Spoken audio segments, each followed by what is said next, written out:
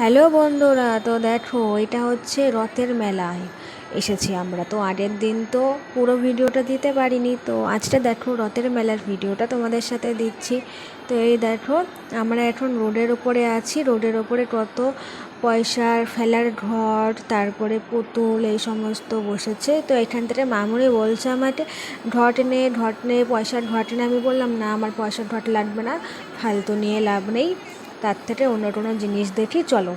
তো এই দেখো এই ঘরগুলো কেনার কথা বলছে আমাকে।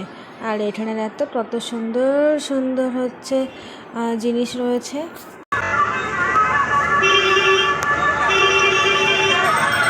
এই যে এইগুলো, না আমি নেবো না।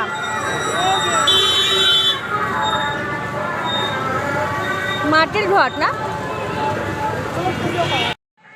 আর এই বিকেলবেলা রথের দিন বৃষ্টি হয়ে কি কাদা হয়েছে দেখো। এখন কাদার মধ্যে যেতে ইচ্ছা করছে না, এত পরিমাণ কাদা হয়েছে। আমি তো বাড়ি যাওয়ার জন্য ব্যস্ত হয়ে আছি।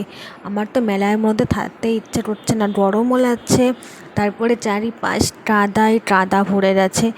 আর ভেবেছিলাম হচ্ছে কানের কিনবো, তারপরে হচ্ছে চুড়ি টুড়ি এই সমস্ত জিনিস দেখবো, কিন্তু সেরকম কিছুই বসেনি মেলাতে।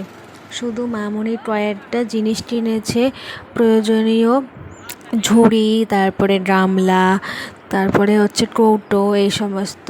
আর আমারটাও আমি কিনেছি, দুটো কৌটো কিনেছি আর হচ্ছে চুড়ি কিনেছি, মামুনিই কিনে দিয়ে।